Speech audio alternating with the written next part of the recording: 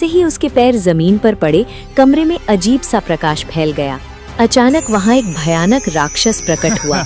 उसकी बड़ी बड़ी आंखें, लंबे लंबे बाल और डरावनी हंसी देखकर राजकुमारी कांप उठी। महारानी, मैं बहुत भूखा हूँ, मुझे मांस खिलाओ महारानी, मुझे मांस खिलाओ, नहीं तो मैं तुम्हारी बेटी को खा जाऊंगा। इतना सुनते ही रानी घबराकर जमीन पर गिर पड़ी और बेहोश हो गई। राक्षस ने राजकुमारी को ध्यान से देखा और बोला, अरे वाह, ये तो बहुत सुंदर है, इसे खाकर क्यों बर्बाद करूं? यदि ये मेरी पत्नी बन जाए तो कितना अच्छा होगा। मैं एक इंसान हूँ और तुम एक दैत्य हो, मैं तुमसे विवाह नहीं करूँगी। यदि तुम्हें जीवित रहना है तो तुम्हें मुझसे विवाह करना ही होगा। इतना कहकर वो राजकुमारी को उठाकर अपनी गुफा में ले गया।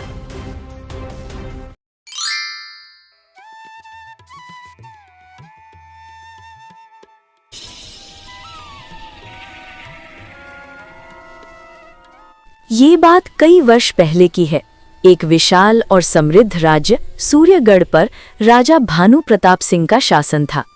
राजा बहुत ही न्यायप्रिय, दयालु और प्रजावात्सल थे। उनकी प्रजा उनसे बहुत प्रेम करती थी। राज्य में धन धान्य की कोई कमी नहीं थी। हर ओर सुख और शांति का वातावरण था। लेकिन राजा के जीवन में एक ऐसी कमी थी जो उन्हें भीतर ही भीतर दुखी करती रहती थी। विवाह के कई वर्ष बीत जाने के बाद भी राजा और रानी की कोई संतान नहीं थी।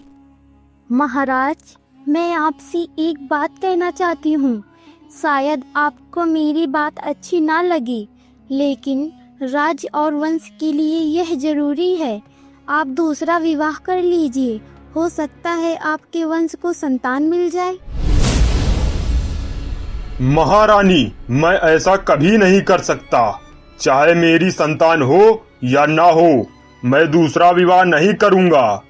यदि ईश्वर ने हमें निसंतान रखा है तो मैं उसी को अपना भाग्य मान लूंगा। लेकिन महाराज, क्या आप नहीं चाहते कि आपका वंश आगे बढ़े? आपके बाद इस राज्य को कौन संभालेगा? महारानी, इसका कोई न कोई उपाय अवश्य होगा। हम निराश नहीं होंगे। कुछ समय बाद राजा को याद आया कि हिमालय के पास एक महान तपस्वी बाबा रहते हैं, जिन्हें लोग हिमालय वाले बाबा कहते हैं। कहा जाता था कि उन्हें भविष्य का बहुत ज्ञान है।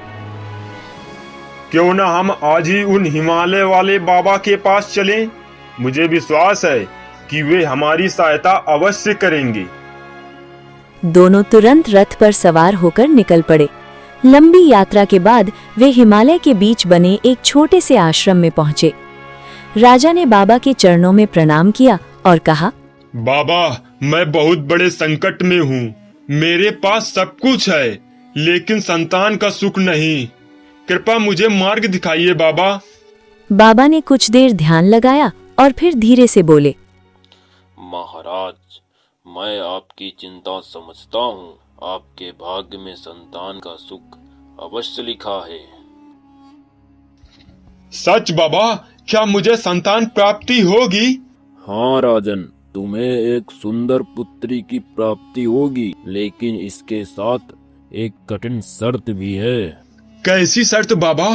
राजन, तुम्हारी पुत्री 20 वर्ष की आयु तक अपने कदम जमीन पर नहीं रखेगी। यदि उसने 20 वर्ष से पहले अपने पैर जमीन पर रख दिए तो उसके साथ एक भयानक घटना घटित होगी।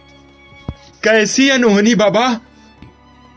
ये मैं तुम्हें नहीं बता सकता राजन, बस इतना याद रखना, उसे 20 वर्ष तक जमीन से दूर रखना है। बाबा, मैं आपकी बात कभी नहीं भूलूंगा। एक वर्ष बाद रानी ने एक अत्यंत सुंदर पुत्री को जन्म दिया। पूरे राज्य में खुशियां मनाई गई। राजा ने गरीबों में धन बांटा और कई दिनों तक उत्सव मनाया। राजकुमारी का पालन पोषण बहुत सावधानी से किया गया। उसके लिए महल में विशेष ऊंचे पलंग, झूले और पालकियां बनवाई गई। उसे हमेशा गोद में या पालकी में रखा जाता ताकि उसके पैर कभी जमीन को न छुएं। समय तेजी से बीतता गया। राजकुमारी बड़ी होकर अत्यंत सुंदर, बुद्धिमान और कोमल हृदय वाली युवती बन गई। धीरे धीरे वो दिन भी पास आ गया जब राजकुमारी 20 वर्ष की होने वाली थी। महारानी, बस आज की रात और सावधानी रखना है। सुबह होते ही हमारी पुत्री 20 वर्ष की हो जाएगी और फिर वह जमीन पर चल सकेगी। आप चिंता मत कीजिए महाराज, मैं पूरी रात जागकर उसकी देखभाल करूंगी। लेकिन आधी रात के बाद थकान के कारण रानी की आंख लग गई। उसी समय राजकुमारी को एक भयानक सपना आया। सपने में उसने एक डरावना राक्षस देखा जो शादी कर रहा था। डर के मारे वो बिस्तर पर ही कांपने लगी और अचानक संतुलन खोकर पलंग से नीचे गिर पड़ी। जैसे ही उसके पैर जमीन पर पड़े, कमरे में अजीब सा प्रकाश फैल गया। अचानक वहां एक भयानक राक्षस प्रकट हुआ। उसकी बड़ी बड़ी आंखें, लंबे लंबे बाल और डरावनी हंसी देखकर राजकुमारी कांप उठी। महारानी, मैं बहुत भूखा हूँ, मुझे मांस खिलाओ, मांस खिलाओ महारानी, मुझे मांस खिलाओ, नहीं तो मैं तुम्हारी बेटी को खा जाऊंगा। इतना सुनते ही रानी घबराकर जमीन पर गिर पड़ी और बेहोश हो गई। राक्षस ने राजकुमारी को ध्यान से देखा और बोला, अरे वाह, ये तो बहुत सुंदर है, इसे खाकर क्यों बर्बाद करूं? यदि ये मेरी पत्नी बन जाए तो कितना अच्छा होगा। मैं एक इंसान हूँ और तुम एक दैत्य हो, मैं तुमसे विवाह नहीं करूंगी। यदि तुम्हें जीवित रहना है तो तुम्हें मुझसे विवाह करना ही होगा। इतना कहकर वो राजकुमारी को उठाकर अपनी गुफा में ले गया। गुफा बहुत अंधेरी और डरावनी थी। आज से यही तुम्हारा घर है। मैं अपने साथियों को विवाह का निमंत्रण देने जा रहा हूं, लेकिन मुझे पता है कि अगर मैं तुम्हें ऐसे ही छोड़ दूं तो तुम भाग जाओगी। ये कहकर उसने जादू किया और राजकुमारी को एक छोटी सी हिरन बना दिया। फिर उसे पिंजरे में बंद कर दिया। राक्षस वहां से चला गया। हिरन बनी राजकुमारी बहुत दुखी हो गई। वो सोचने लगी, अब मैं यहाँ से कैसे निकलूं? उसने पिंजरे को खोलने की कोशिश शुरू की। काफी देर प्रयास करने के बाद आखिरकार पिंजरे का दरवाजा खुल गया। जैसे ही दरवाजा खुला, वो तेजी से जंगल की तरफ भागी। वो दूर दूर तक चलती रही, जंगलों, पहाड़ों और नदियों के पास से गुजरती हुई। अब उसके मन में सिर्फ एक ही उम्मीद थी, किसी तरह अपने महल तक वापस पहुंचना। और उसी जंगल में एक शिकारी शिकार करने आया था। सारा दिन जंगल में भटकते भटकते शिकारी बहुत थक चुका था। सुबह से लेकर शाम तक उसने कई जगह जाल बिछाए, कई बार धनुष उठाया, लेकिन आज उसका भाग्य बिल्कुल साथ नहीं दे रहा था। अरे सारा दिन हो गया शिकार करते करते, आज का तो पूरा दिन ही खराब है। लगता है आज घर खाली हाथ ही लौटना पड़ेगा। वो धीरे धीरे जंगल के रास्ते से वापस लौटने लगा। तभी अचानक उसकी नजर थोड़ी दूर खड़े एक सुंदर हिरण पर पड़ी। हिरण शांत खड़ा था। शिकारी की आंखों में चमक आ गई। अरे इधर तो एक हिरन है। अगर ये हाथ लग गया तो आज का ही नहीं, कई दिनों का खर्च निकल जाएगा। ये सोचकर शिकारी ने धीरे से अपना धनुष उठाया और हिरण की ओर तीर तान दिया। क्षण भर बाद तीर कमान से छूटा और सीधे जाकर हिरण के पैर में लग गया। हिरण दर्द से तड़प उठा और जमीन पर गिर पड़ा। शिकारी दौड़ते हुए उसके पास पहुंचा और खुश होकर बोला, वाह, आज तो किस्मत खुल गई। ये हिरण बेचकर मुझे अच्छे पैसे मिल जाएंगे। हे शिकारी, मुझे मत मारो, मैंने तुम्हारा क्या बिगाड़ा है? ये सुनकर शिकारी चौंक गया। उसने हैरानी से इधर उधर देखा। अरे ये आवाज क्या तुमने बोली? हाँ शिकारी, मैं ही तुमसे बात कर रही हूँ, कृपया मुझे मत मारो। मुझे तुम्हें मारने का कोई शौक नहीं है, लेकिन मैं गरीब आदमी हूँ। अगर शिकार नहीं करूंगा तो खाऊंगा क्या? मेरा पेट कैसे भरेगा? शिकारी की ये बात सुनकर हिरण को उसकी मजबूरी समझ में आ गई। अगर तुम मेरा इलाज कर दो और मुझे अपने साथ रख लो तो मैं तुम्हारी किस्मत बदल सकती हूँ। शिकारी को उसकी बात सुनकर हंसी आ गई। तुम मेरी किस्मत बदलोगे? हाँ शिकारी, मैं सच कह रही हूँ, बस तुम मुझ पर भरोसा करो। ठीक है, मैं तुम्हें नहीं बेचूंगा। चलो मेरे साथ मेरे घर। फिर वो सावधानी से घायल हिरण को लेकर अपने छोटे से घर में ले आया। घर पहुंचकर उसने हिरण को एक साफ जगह पर बैठाया।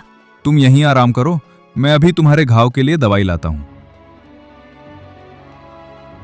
कुछ ही देर में वो एक कटोरी में दवाई लेकर आया और बहुत सावधानी से हिरण के घाव पर लगा दी। हिरण को थोड़ी राहत मिली। अब तुम आराम करो, मुझे लगता है कल तक तुम ठीक हो जाओगे।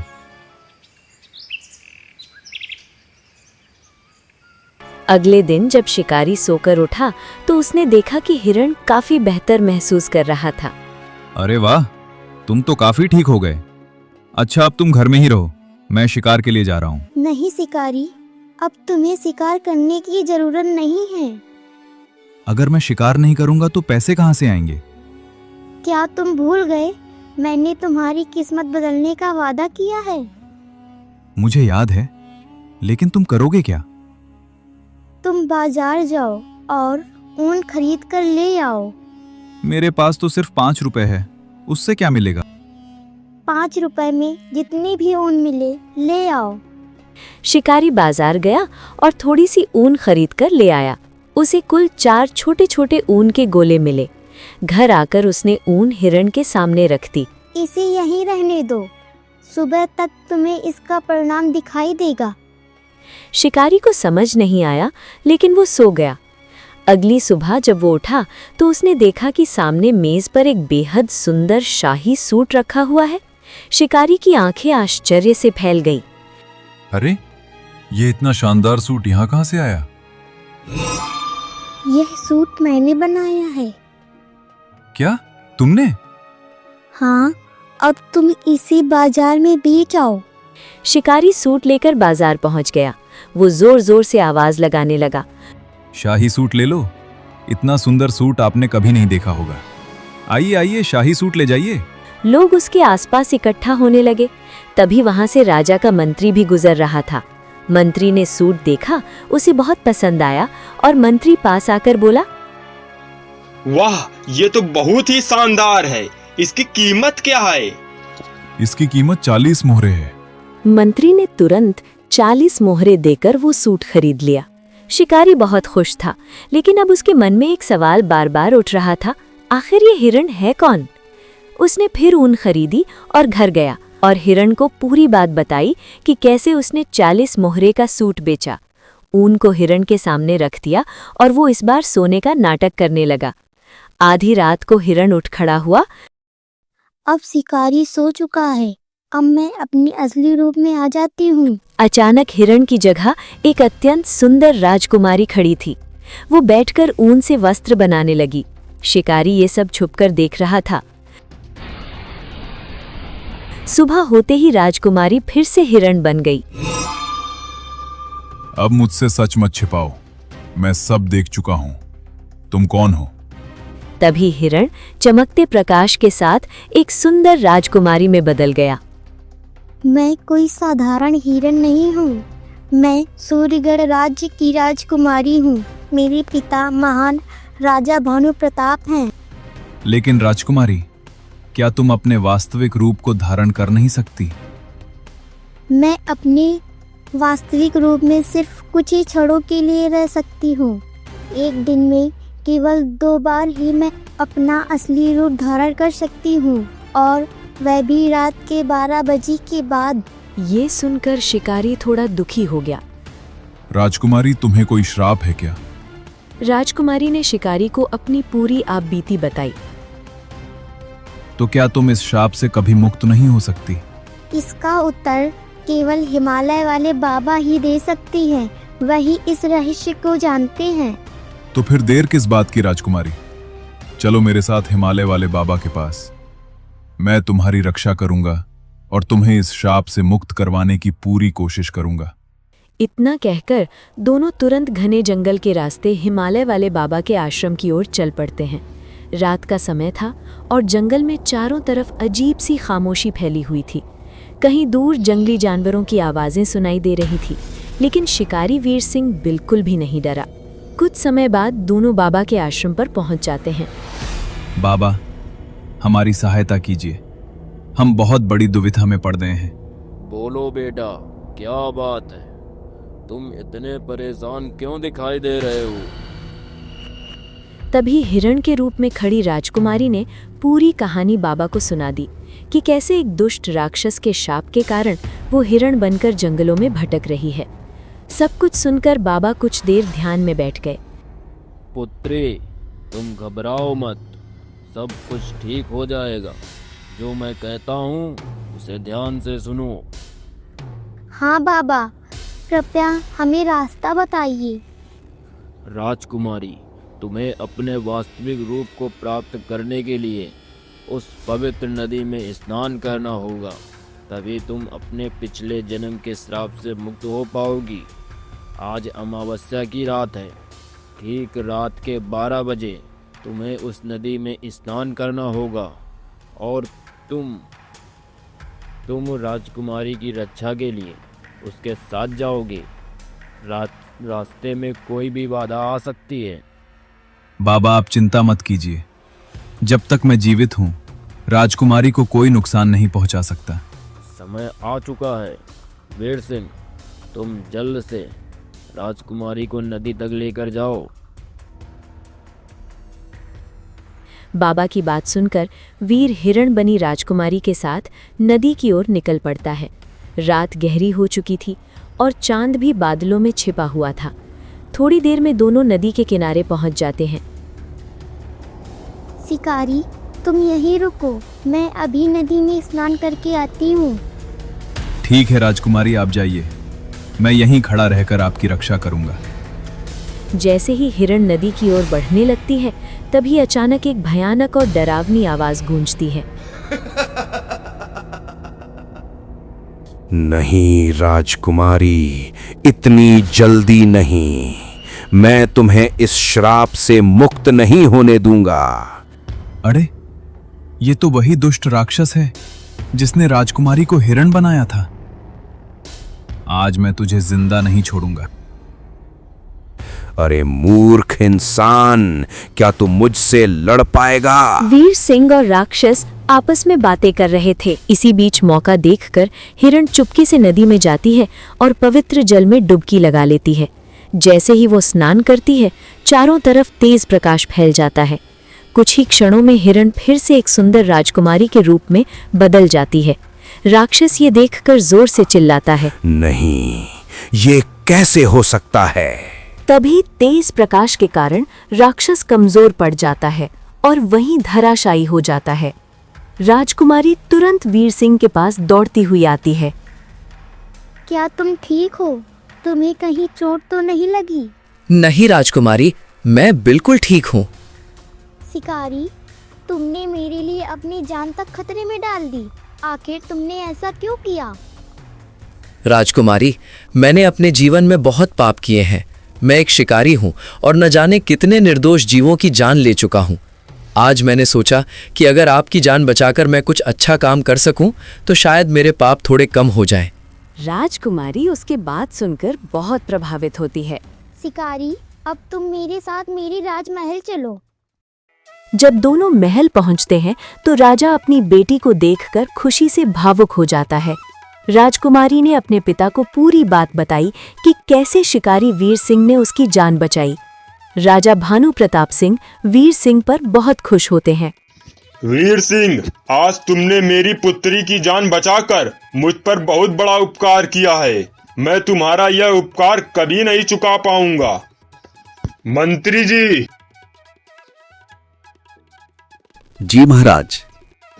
वीर सिंह को एक बैलगाड़ी भरकर सोना, चांदी और हीरे जवाहरात देकर सम्मान पूर्वक विदा किया जाए। महाराज, मुझे इन धन दौलत की आवश्यकता नहीं है।